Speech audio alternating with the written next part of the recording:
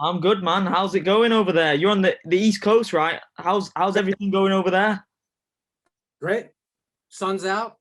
Can't complain. Can't complain. I'm liking the posters over there, man. I've got a few here myself. Is that Jaws? Yeah, And what's the one behind you?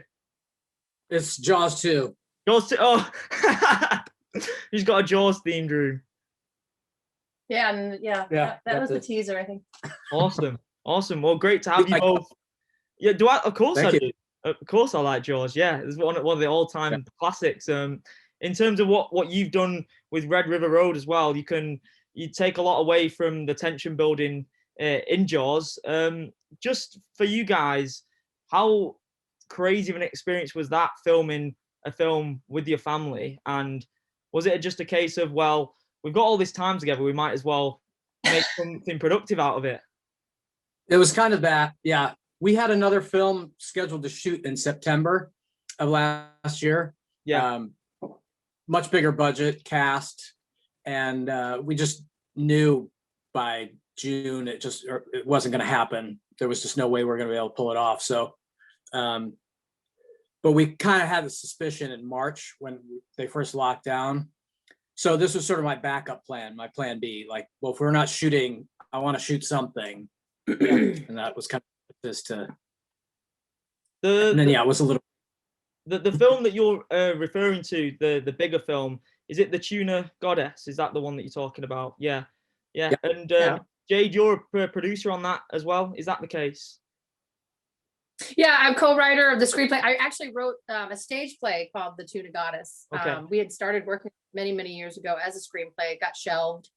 And then I pulled it out. I've always loved the story. It was a story I came to Paul with. And so he was working on something else. So I penned the stage play, and it was a hit. Here it got picked up at another theater and right before the pandemic hit. And then of course, but we had a producer approach us about doing the screenplay and said, hey, we've already got it done. Here it is. So it just flew off, and we were ready to shoot. We had it financed and everything, and then COVID hit. But yeah, I'm sure alone in that regard. That's all set to go afterwards, after the pandemic. Yeah. It's still, the cast all is sticking with it. Right. So far, we're looking at this year. We're kind of watching the vaccine roll out to see. Staying hopeful. Yeah. That's all you can do. Just can you, before we go on to Red River Road, can you just go through the cast of the Tuna Godess, because it's a really stellar cast you've gathered together already. And one of the lead actresses from this film over here, Donnie Darko, is a part of the film.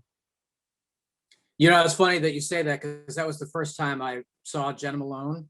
Yeah. And I forget how old I was when that came out, probably my late 20s or something. And I was just sort of starting out my career, and I was like, someday I want to work with her. Like, she's so good. And now, yeah. So yeah, it's Jena Malone. It's Xavier Samuel, who's an Australian actor. Chris McDonald, who people know probably as Shooter McGavin. Exactly. And we get to, I gotta give a shout out to Chris. He's gonna really surprise people, like what he's gonna do in this. I think it's gonna turn people's heads. He's an amazing guy too. Yeah, and flip sort of that character. It's a chance for him to really show off who he is besides Shooter McGavin. So that's cool. Awesome. And then Kathleen Quinlan, who I just think is, she's just royalty to me. She's been in so many great movies. Yeah, she was in The Doors, wasn't she? She was in what? The Doors, the Jim Morrison biopic. Yeah, which was awesome. She kind of stole the movie for a little bit. Like when she's in it, she steals the movie. Yeah, 100%. So let's get into Red River Road. This is why we're here. It's premiering over here virtually at Grimfest. Just for both of you, we touched upon it, the dynamic of working together with family. Obviously, it's not just for this film with you two, it's a career thing. So how easy is it for you guys to balance that anyway, the work and family relationship? We met in more of a professional way. We started working together on stage, Paul primarily as a director when we first met, and then we became writing partners, and then we fell in love. And it's so making and creating film or other endeavors has really been the baseline of our relationship, and it's incredible to have your your partner be as interested and focused and creative and excited about what you do. And we do it together. It's fantastic. And we got our kids involved in theater, I don't know how many years ago now. 5 or 6 years ago. Longer than that, I think. Yeah. But and our first production on stage, we did Oliver all together, and it was just an amazing magical adventure to be on stage with your husband and your 2 children.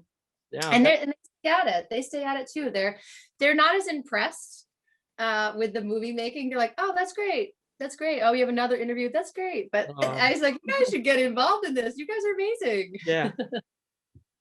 Yeah, well done to them as well, featuring in the film as well. That's brilliant to see.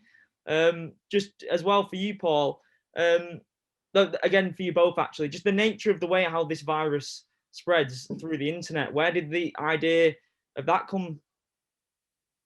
I think we're just surrounded by it. I mean, just look at the behavior of people in the last few years that seems really inexplicable until you start looking at how social media can slowly and almost silently corrupt a viewpoint.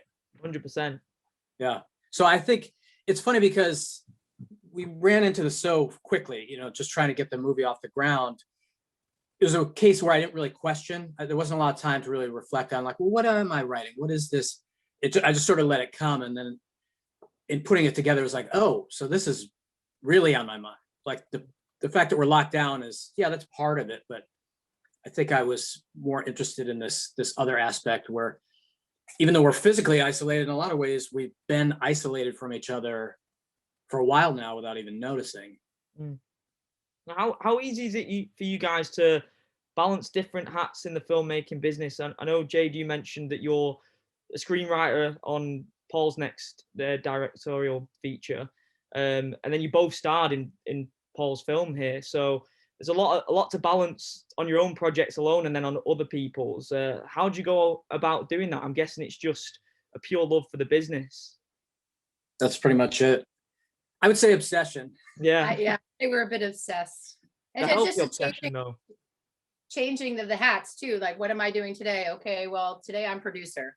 Or for this hour, I'm going to be producer. I'm going to do this. Now I have to like take that hat off and really make it a black and white line that, okay, now, no one talk to me. I'm getting into actor Jade or writer Jade or whatever. But the collaboration too is fantastic to have someone to bounce an idea off of, Yeah. So when I do question myself in one of those avenues, I feel blessed to have someone to bounce ideas off of. So we work wonderful together and we collaborate together and we work wonderful with other establishments too. So, but between me and you, we do fight like cats and dogs. We'd fight like cats and dogs, really? but we're passionate people. Yeah. It's nice. We don't have to be, we can skip sort of that. How can I say this politically? If a Great performance point. is not up to snuff, it's just easy for us to go like, no. Yeah. You're better than that. Like, we can just skip all the niceties and we just skip the niceties. It actually makes for faster shooting. Yeah, it does. But sometimes there's that sheepish apology afterwards, like, I'm sorry, I did better said that. But yeah. Obviously, it's clear for you guys that you're fans of filmmaking as a whole. It's not just the horror genre that got you into the love of film, because you do see this. Obviously, this is a horror-based film festival, Grimfest. But for you guys, where did that love of horror come from? And is it something that you do want to keep dipping in and out of in the future? You probably have the shorter answer because your horror's. I'm scared to death of horror, but I like making it. Yeah. I'm not as well versed in the horror genre as this gentleman here, but we shot Runner. I don't know if you had a chance to see that. It's a short on Amazon Prime, that's a horrific film. And I still can't watch the end, and I did it. I'm acting in it, starring in it, and at the end there's a part I'm like, my hands go up over my head, and I don't. Or you punch me in the arm. Or I punch him. How could you make this movie? I've always loved horror, and I think part of it was I was so terrified of everything as a kid. Anything I would see on TV, any horror movie, that's what would live under my bed or in my closet. And at some point, I was like, I'm either going to have to take control of this or be victim to it. And once I started realizing that I have all these thoughts in my head, and if I start telling them as stories, the effect and the power that they have on people, such a visceral reaction. And I think, film to me, I want film to be visceral, whether it's a drama or a comedy or horror. And horror just has that permission, or it gives itself that permission to really stretch. And ultimately, I think it's the one genre that is the most critical and most exploratory of where we are, in a society. And I mean, you look back at the history of horror, you can clearly see like, oh, that's a response to blank. Godzilla, response to, the nuclear bomb drop, or The Exorcist. We had moved from this sort of quaint sensibility with, the revolution, so to speak, in the 60s, the kids just totally rebelling. Of course, there comes this movie of a demon taking over a child. I think it's the way that we purge sort of what's in our subconscious. I just think it's such a necessary and exciting and interesting genre. It's annoying though, because a lot of people don't look at it like that, the way that you've just explained it there, where it can resonate with real life situations, and obviously real life situations have inspired those types of films. Even you mentioned Godzilla there, the effects of nuclear war, like physically on a lizard in that case, but like on people, obviously. And obviously for you guys, it's a very difficult situation having to have your film premiere virtually. You're not in the cinema watching people's reactions. You can't go and chat with people afterwards. What is this situation like for you guys? It's tough. It's a little tough because I'm old school filmmaker. I think films are made to be on the screen. Our consolation prizes, we're really tight with the local theater here. We screened Runner there when it came out, and so I know somewhere down the line when restrictions ease up, we'll have our opportunity to sit in a theater and watch it. So I know that's coming, but people at Grimfest have been so great. Yes. It's really like, I really wish we could be there and, face to face with people. And so it's bittersweet, but we're just happy that it's there and it's being embraced. That's good to hear. And then just for you, Paul, one thing, I was looking through your IMDb page and I saw that you was a production assistant on one of Brandon Lee's films, Rapid Fire. What was that like? Yeah. Were you close around Brandon, or what was it like to see him working in the flesh? Brandon is, it's still even emotional now because he was just one of the most amazing people, period. I was a PA, it was my first gig in Hollywood. And Bruce Lee is one of my heroes. So to meet Brandon, I was really excited and curious. And he was just one of those guys. He knew everybody's name. He took a personal interest. He didn't hide on his trailer. He was just like a little kid. We're like really excited to be involved in the movie. And anytime I would have to go and drop something off at his place, he'd always invite me in to hang out. And the last time I saw him, it was at Christmas time, and I dropped something off for him, and he was there with his fiance, and they were baking cookies. They were going to give us gifts. And I sat and hung out with him for 2 hours, and he was just going on and on about The Crow and how he was excited to dig his teeth into it. And he was just on fire about it. And then, we all know what happened. And a couple months later, I got that call and I was just devastated. And it's a real loss. He was an amazing person.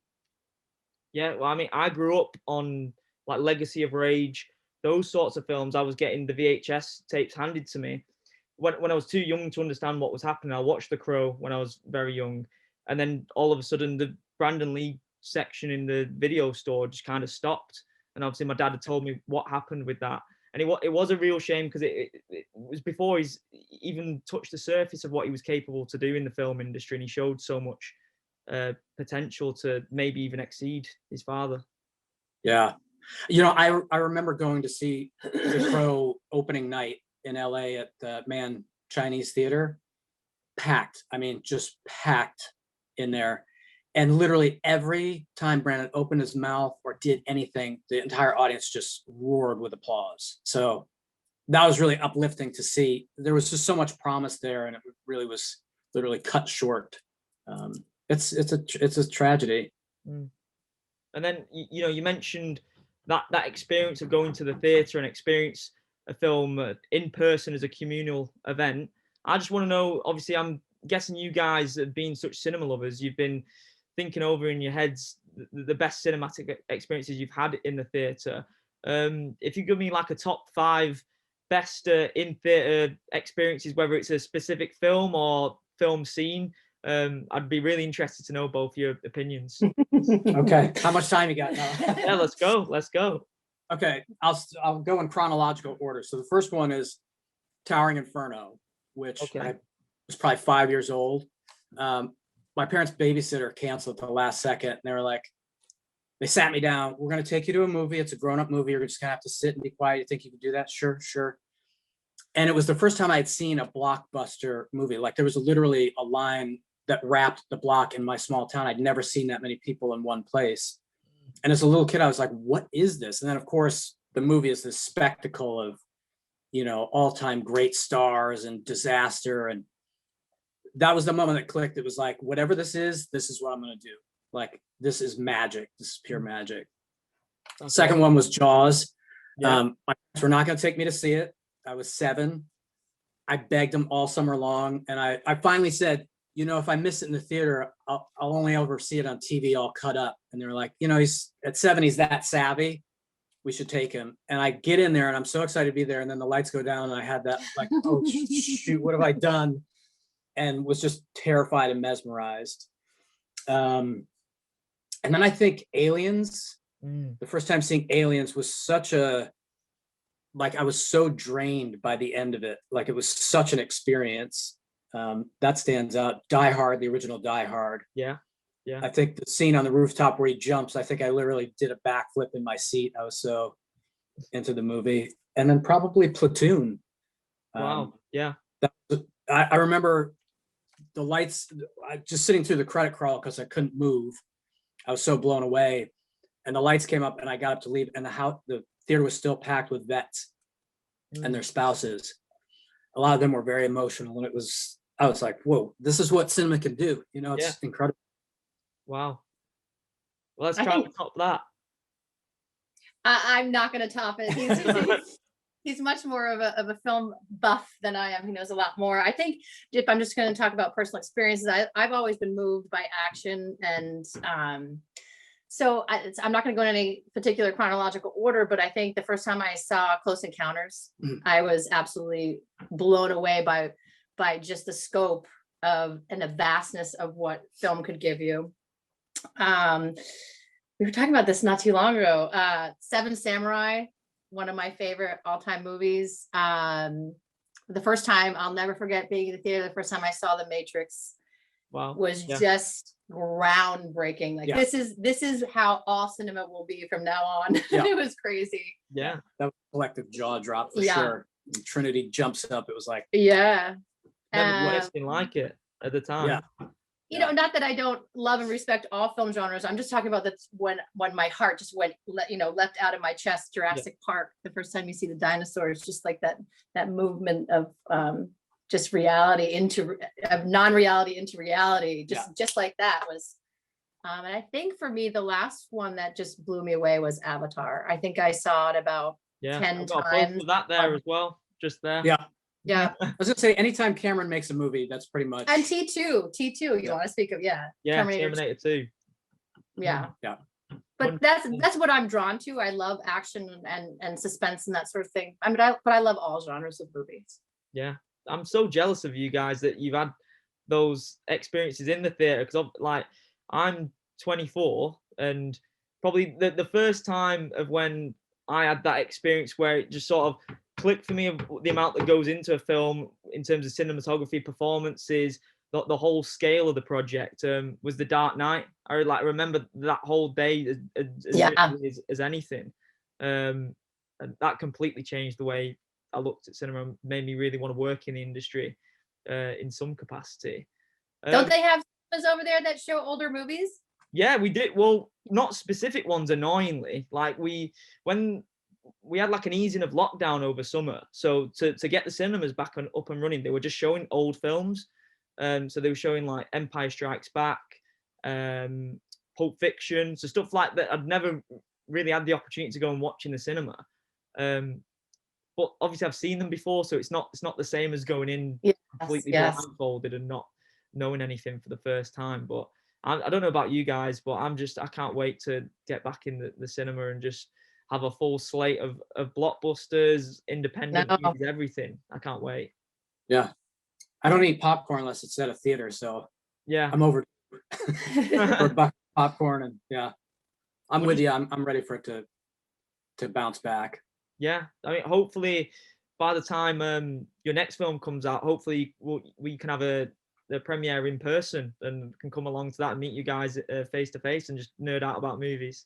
Oh yeah, I have a feeling, judging by your wall, we'll have a lot to talk about. So. Yeah, this is only one part of my wall as well. Like, it goes high up, and then there's more to the right of me as well. So yeah, awesome. We have them all around our house too. We switch these out quite often because these are in our living room. But yeah, you've got to, like, you have to keep switching it up.